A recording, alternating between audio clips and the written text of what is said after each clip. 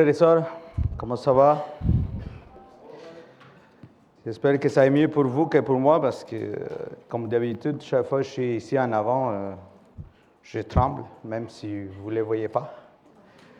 Alors, je vous invite que vous puissiez incliner la tête pour que vous puissiez m'accompagner avec une courte prière, s'il vous plaît.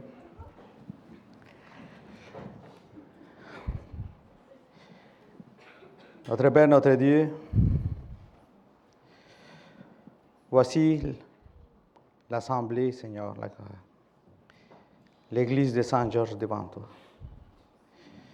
Nous venons ce matin pour entendre ta parole, pour écouter, Seigneur, les messages que tu veux nous donner, Seigneur. Aujourd'hui m'as donné ces grâces de venir présenter ta parole devant ton assemblée. Puisses-tu me remplir de ton Saint-Esprit. Puisses-tu parler à travers de moi, Seigneur. Et Seigneur, s'il y a quelque chose qui ne vient pas de toi, fais que ça ne sorte pas de ma bouche. Et surtout, que si ce message que tu as pour nous aujourd'hui, ça touche à quelqu'un ici parmi nous, ou si ça fait en sorte quelque chose dans nos vies, Seigneur, puisses-tu nous montrer que c'est toi qui nous appelles, Seigneur, à venir à toi. Nous te remercions et nous te prions au nom de ton Fils Jésus. Amen, Seigneur.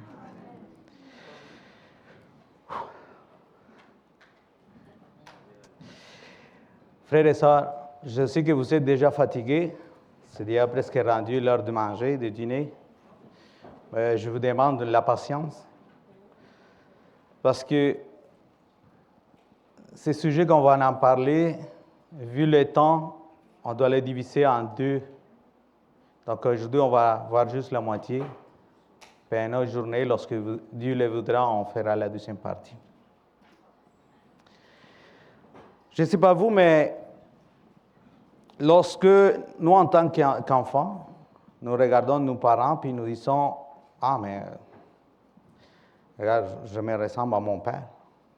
Parce que mon père, il y a telle chose qui est bonne que moi, je l'ai. Ah, mais je me ressemble à ma mère parce que ma mère a telle affaire, donc je me ressemble à elle. » Mais c'est tout le temps les choses bonnes, n'est-ce pas? On regarde toujours les choses bonnes de notre père et notre mère. Mais lorsque c'est des choses qui ne sont pas bonnes de nos parents, on dit, non, c'est pas moi ça, c'est mon père, c'est ma mère, n'est-ce pas? On fait ça de même, tout le temps. Donc, on prend toujours les bonnes choses de nos pères et nos mères. Alors, ça nous appelle aussi à réfléchir. Est-ce que nous sommes vraiment si bons et meilleurs que nos parents? Aussi, il y a quelques années, c'est drôle, en parlant avec des gens, ces gens-là, j'ai trouvé ça spécial parce qu'ils parlaient qu'ils cherchaient, ils ont payé dans une affaire d'Internet, je ne sais pas, pour chercher leur généalogie. Toutes les gens qui étaient en avant, pour trouver si jamais ils étaient dans la lignée d'un roi, ou je ne sais pas, quoi que ça. Donc, ils payaient pour ça, donc ils voulaient vraiment savoir d'où ils venaient. Alors, j'ai trouvé ça spécial, j'ai dit, waouh, ça existe. Moi, je sais juste d'où je viens, c'est ma mère, mon père, puis après ça, peut-être ma grand-mère, mon grand-père. Mais, lorsqu'on va plus loin, puis qu'on a lu le verset Apocalypse 21, 12, qu'est-ce que ça disait? Au ciel, il y en a quoi? 12 tribus, n'est-ce pas, qui sont au ciel. Alors, à quelle tribu j'appartiens? Moi, vous. C'est pour cela que nous allons commencer avec la première. Rouben. Wow. Rouben, c'était qui, lui? Le fils aîné de Jacob et de Léa, n'est-ce pas? Il a été nommé Rouben car son nom signifie « voici un fils ». En étant le fils aîné, il avait le droit à quoi? À toutes les bénédictions, n'est-ce pas? Il avait même le droit d'aînesse. OK? Alors, selon 1 Chronique, chapitre 5, verset 1, il devait recevoir une double part de l'héritage supérieur à celle de tous ses frères. Selon Deutéronome 33, 8 à 11, il devait assumer le sacerdoce, c'est-à-dire la direction spirituelle de sa famille. Et selon 1 Chronique 5, versets 1 et 2, il devait être l'ancêtre du Messie et d'avoir la prééminence. Cependant, Ruben, il a perdu son droit d'aînesse. Son père, sur son lit de mort, évoque certaines des faiblesses. Alors, allons lire Genèse 49. Genèse 49, versets 3 et 4. Genèse 49, versets 3 et 4, ça dit ceci. Ruben, toi, mon premier-né, ma force et mes prémices de ma vigueur, supérieur en dignité et supérieur en puissance, un peu-tu comme les autres. Tu n'auras pas la prééminence, car tu es monté sur la couche de ton père, tu as souillé ma couche en y montant. Alors, nous voyons ici que Jacob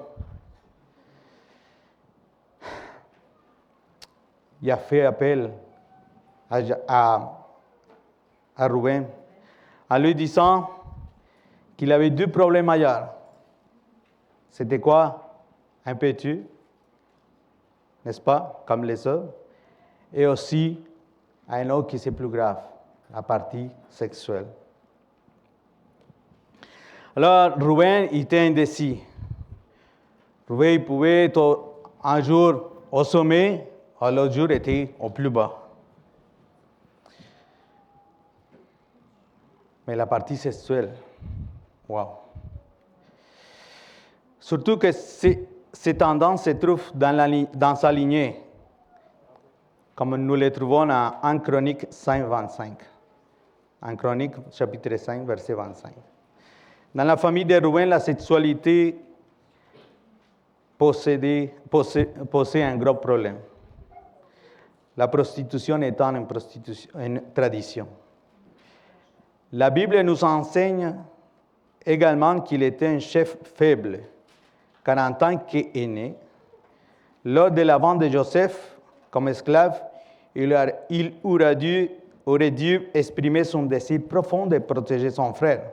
Cependant, il craignait les conflits avec ses frères, craignait des ennuis, des difficultés, alors il a préféré se taire. Lorsqu'il a voulu libérer Joseph, ses frères, il avait déjà pris une décision. Mais quand même, ça montre des qualités morales, puisqu'il avait décidé de ne pas faire du mal à son frère. Ces mêmes qualités nobles se manifestent dans Genèse 30, verset 14.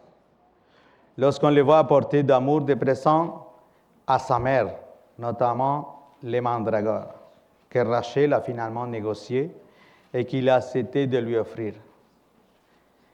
Ainsi, Ruben fait preuve de noblesse. On perçoit la tendresse, son souci pour ses parents, ou pour sa mère, ou ses besoins. C'est un aspect positif, mais il est indéniable que son caractère comporte des faiblesses importantes. Pourtant, son nom est inscrit sur une porte du ciel. Il fait partie des 12 qui seront au ciel. Et savez-vous pourquoi? Parce que dans Deutéronome 33, 6 dit, qu'est-ce que ça dit, Deutéronome 33, 6?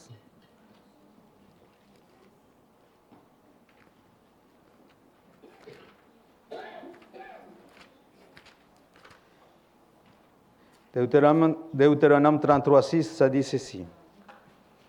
Que Ruben vive et qu'il ne meure point, et que ses hommes soient nombreux.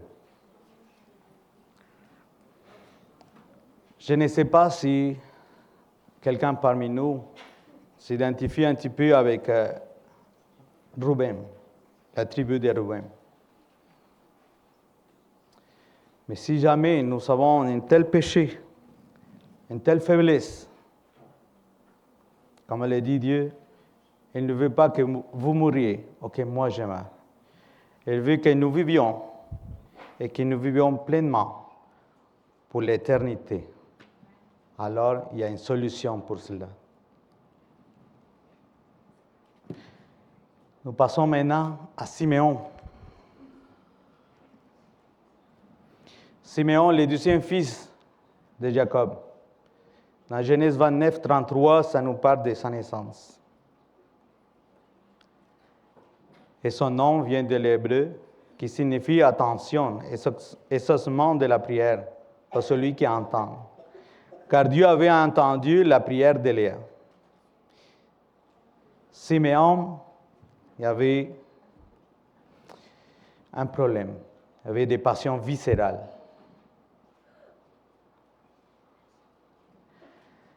Avec Lévi, son frère cadet, le plus proche de lui, il fut l'un des principaux protagonistes du meurtre des fils de Sichem, ou Sichem, relaté dans Genèse 34. Vous vous souvenez peut-être de l'histoire.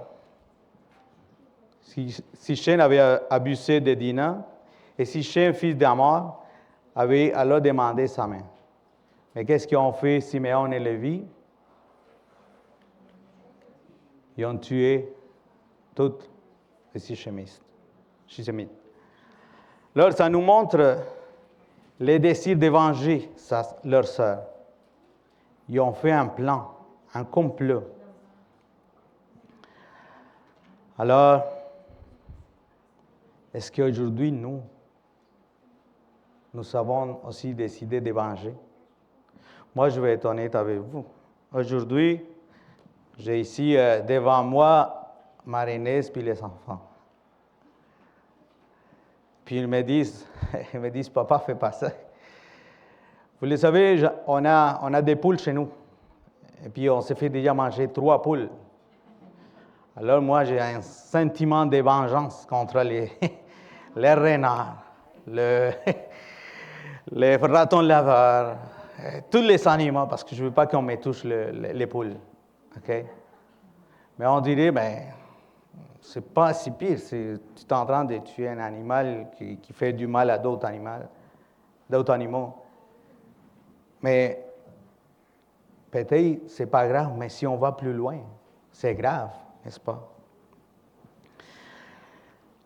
Alors,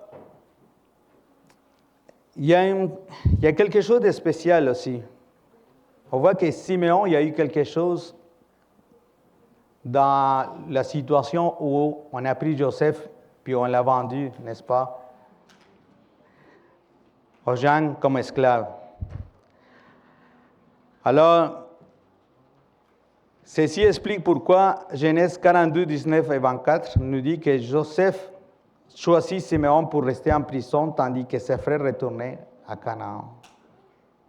Siméon était également très sanguinaire. Jacob, dans ses dernières paroles, ne les bénit pas. En fait, il les maudit, presque. Allons lire Genèse 49 encore, versets 5 à 7. Genèse 49, versets 5 à 7. La parole de Dieu dit ceci. Siméon et Lévi, son frère, leurs glaives sont des instruments de violence. Que mon âme n'entre point dans leur conciliabule. Que mon esprit ne s'unisse point à leur assemblée. Car dans leur colère, ils ont tué des hommes et dans leur méchanceté, ils ont coupé les jarrets des taureaux. Maudite soit leur colère, car elle est violente, et leur fureur, car elle est cruelle. Je les séparerai dans Jacob et je les disperserai dans Israël. Jacob sépara les 2 fils du tonnerre. Vous vous souvenez qu'on les appelle des fils du tonnerre? Malgré ça, ils étaient des grands guerriers. Mais ils avaient aussi été inclinés pour la colère et la violence, la vengeance. Il pouvait corrompre n'importe qui quand il avait une grande influence, c'est-à-dire une forte capacité à influencer autrui.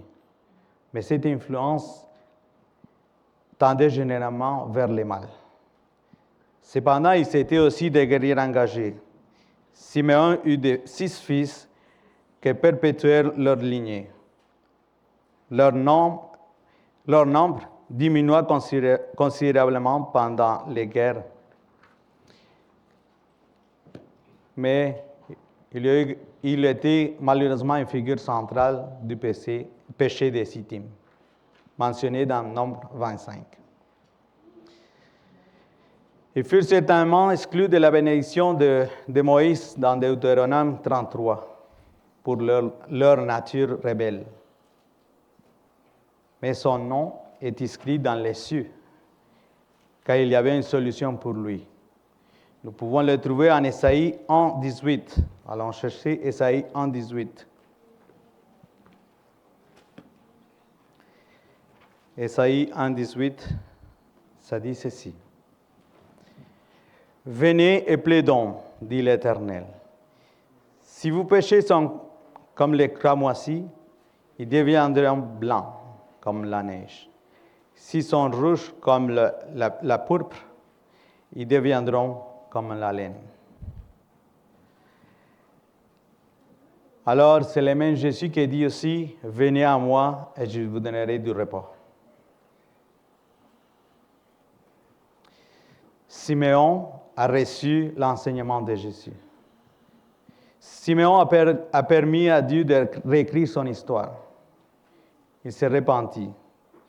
Dieu a transformé sa vie et s'est servi de cette passion pour susciter au sein de cette tribu les grands hommes qui ont mis cette force et cette énergie au service de Dieu. L'une des portes de l'ouest de la Nouvelle-Jérusalem porte le nom de Siméon. Si Dieu a pu transformer Siméon, est-ce qu'il peut le faire avec nous?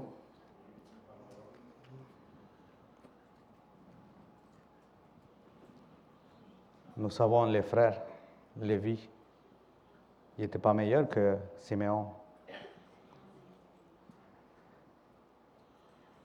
Alors,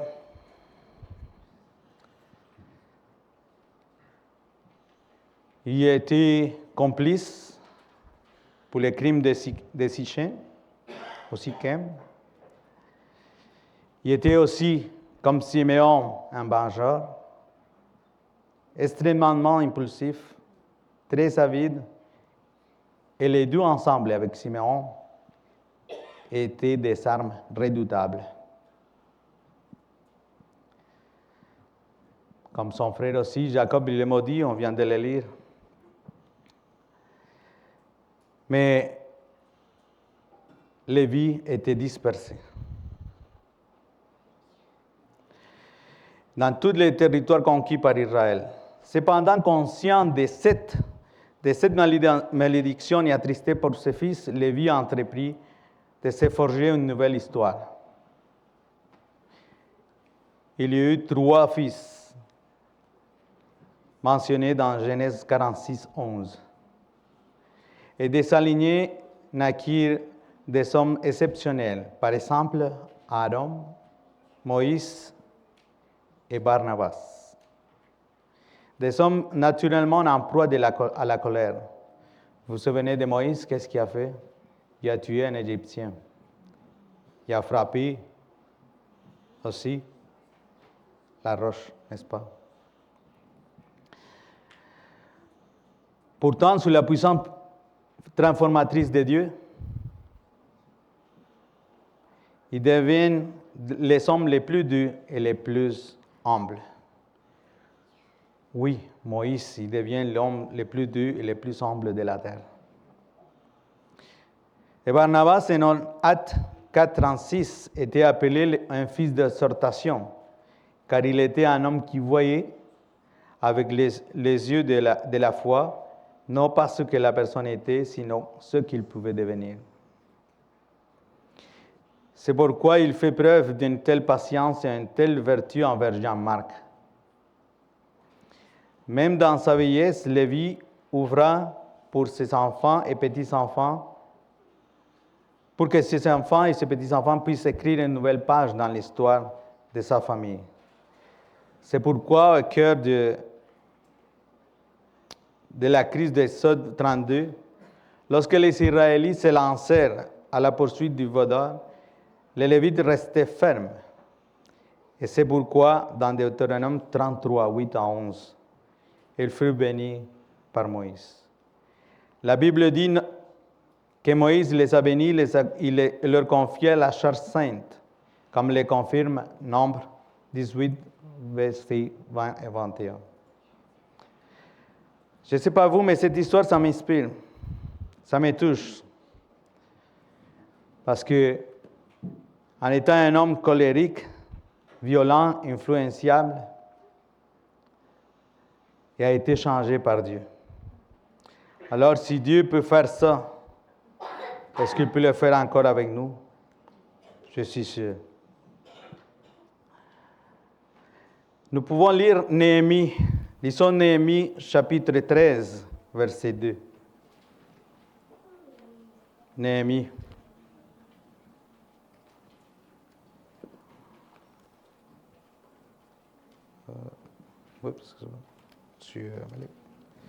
Néhémie 13, verset 2.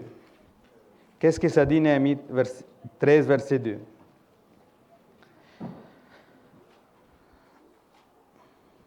Parce qu'il n'était pas venu au-devant des enfants d'Israël avec du pain et de l'eau, et parce qu'il avait appelé contre eux à prix d'argent Balaam pour qu'il les maudit, mais notre Dieu changea la malédiction en bénédiction. Alors, il a changé Dieu la malédiction en bénédiction. Il peut faire ça dans nos vies. Dieu peut nous changer. Alors, remettons notre vie entre les mains de Dieu.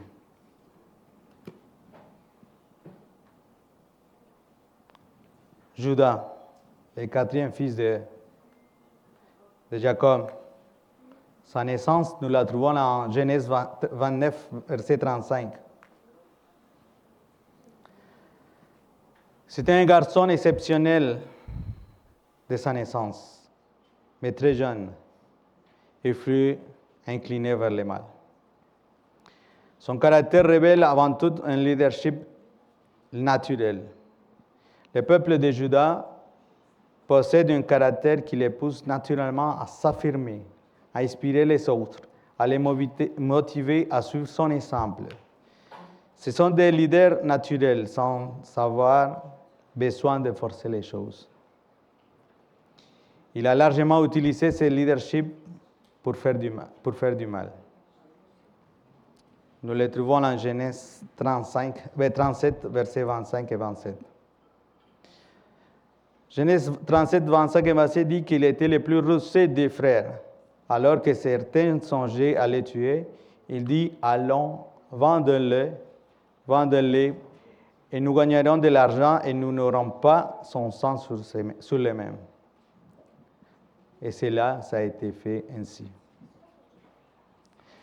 Genèse 38 consacre un chapitre à sa chute morale et à sa descendance. Il a vu mourir ses fils, des fils qui avaient les mêmes problèmes que lui, où l'impiété et la débauche étaient manifestées. Vous vous souvenez peut-être de l'épisode où, marchant sur une route, il aperçut une femme, que c'était sa belle-fille. Elle ne la reconnut pas. Il est couché avec elle. Et elle est même partie sans s'assurer c'était qui elle. Alors nous voyons aussi un problème aussi avec la partie sexuelle. C'est très évident dans sa lignée qui était David et Salomon. David et Salomon, ils faisaient partie de sa lignée royale. La lignée de Judas, cependant, inspirait confiance par son leadership. C'est pourquoi il gagna la confiance de son père Jacob, qui hésitait à envoyer Benjamin. Et il gagna en Égypte, et le laissa partir quand Judas promit de le ramener. Dans Genèse 44 et 45, nous voyons que les discours éloquents de Judas. Alors, si nous allons lire Genèse 49, encore une fois, versets 8 à 10. Genèse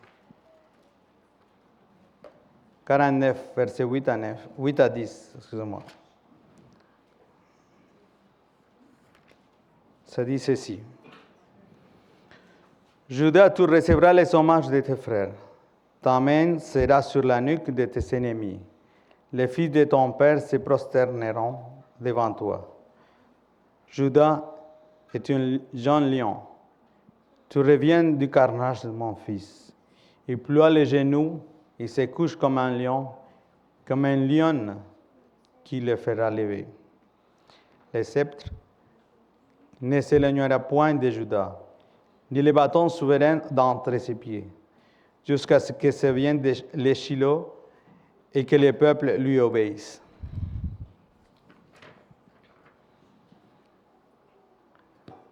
Judas a reçu une bénédiction, a conservé un parti du droit d'aînesse, celui d'être le précurseur du Messie. Celui que Jacob a appelé Shiloh, le reste, le repos, son étendard était un lion. C'était la première tribu à lever son étendard à l'est, la principale tribu à l'est, la principale de toutes. Elle ne joua aucun rôle significatif à Sittim. Mais cette tribu a produit de grands rois. Entre autres, Caleb.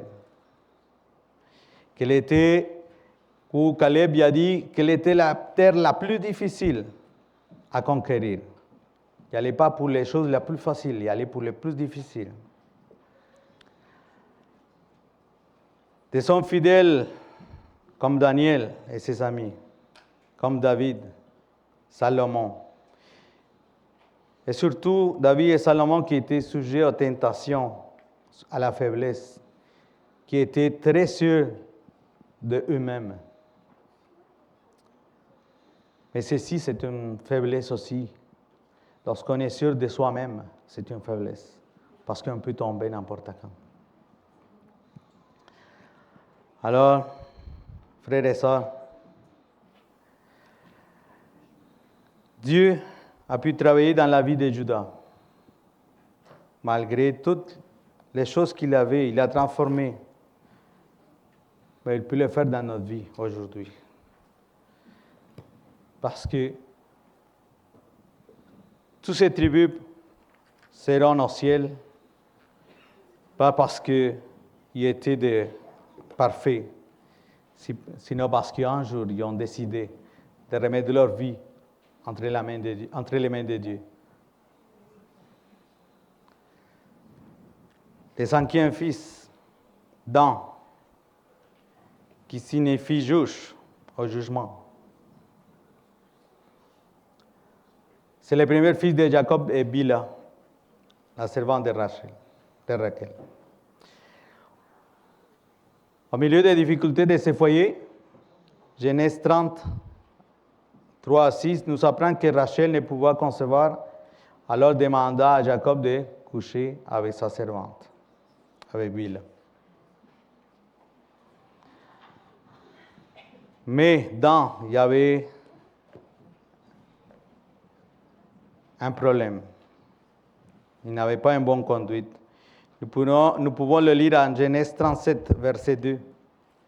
Genèse 37, verset 2. Ça dit ceci.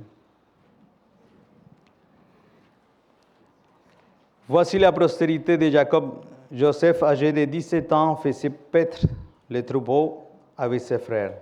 Cet enfant était auprès des fils de Bila et des fils de Silpa, femme de son père. Et Joseph rapportait à leur père leurs mauvais propos. Alors c'était Joseph qui donnait des nouvelles à son père,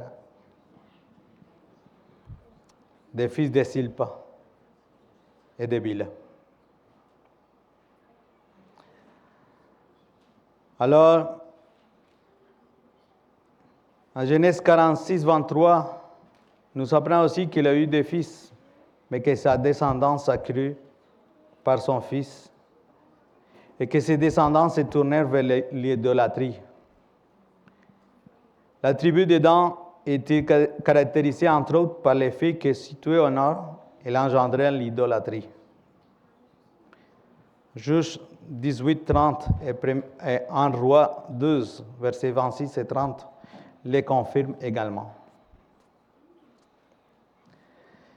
Cependant, les membres de la tribu de Dan étaient très habiles avec ses mains et ils possédaient une grande sagesse. Habiles à concevoir des modèles pour travailler de l'or, de l'argent et du bronze. Il y avait aussi le don d'enseigner. Mais ils s'étaient inclinés à l'idolâtrie, à une conduite généralement répréhensible. Ils se sont joints aux païens. L'idolâtrie pour le monde les a conduits à s'unir aux païens. Dont Samson. 3 fois, il s'est uni avec des femmes qui ne faisaient pas partie de la tribu. Même, quand vous vous rappelez, qu'est-ce qu'a dit Samson? Je sais qu'il y a des femmes chez nous, chez nos familles, chez nous. Mais lui était attiré par les femmes païennes. Alors, nous pouvons lire Genèse 49, versets 16 et 17. Genèse 49, versets 16 et 17. Dan jugera son peuple comme l'un des tribus d'Israël. Dan sera un serpent sur les chemins, un vipère sur les sentiers, mordant les talons du cheval pour que les cavaliers tombent à la renverse. Donc Dan était considéré comme un mauvais juge à cause de sa langue. Il était comme un serpent à côté, au bord du chemin. C'est pour cela que Jacques 3 nous dit, il nous met en lumière c'est pour cela que Jacques 3, il nous parle du problème de la langue. Aussi, Somme 101, verset 5 et Somme 15, verset 1 à 3. Ça nous dit que c'est très important de maîtriser, de préserver notre langue. Puisqu'une personne sage et forte est déjà sanctifiée. Et celle qui contrôle sa langue aussi. Dan ne fait pas partie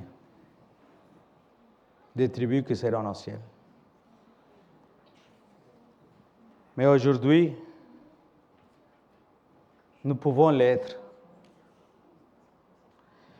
Nous pouvons l'être si nous décidons, encore une fois, nous remettre entre les mains de Dieu.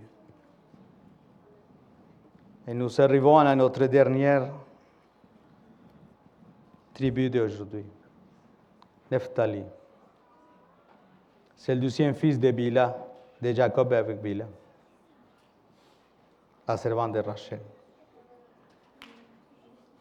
Nephtali, son nom signifie « mon combat ». Il fut le père des 4 fils, d'après Genèse 46, 24, et Nombre 26, 48 et 49.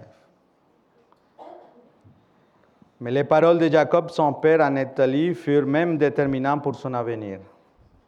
Encore une fois, dans Genèse 49, verset 21 dit, « Nephtali est une biche en liberté. il profère de belles paroles. Les enfants de Bila, y avaient une mauvaise réputation. Mais Jacob, il était différent. Le livre des Proverbes 16, 24 nous en parle un peu du peuple de Nephtali. Lisons Proverbes 16, 24.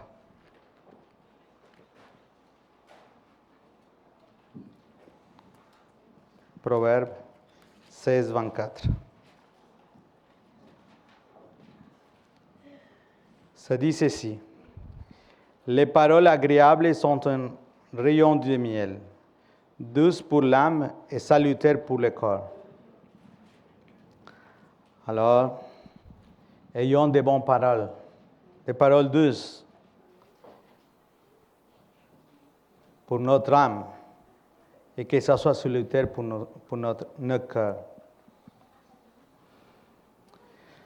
Aussi,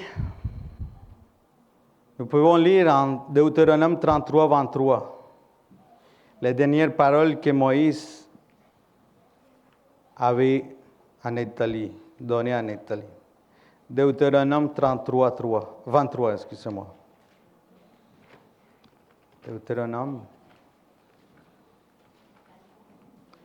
33, verset 23.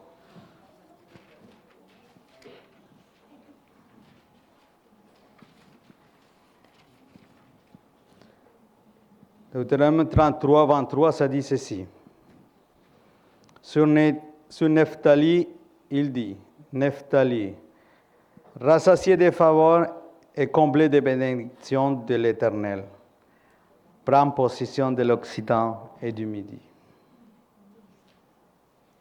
Alors, Nephtali était comblé de grâce et de bénédictions du Seigneur.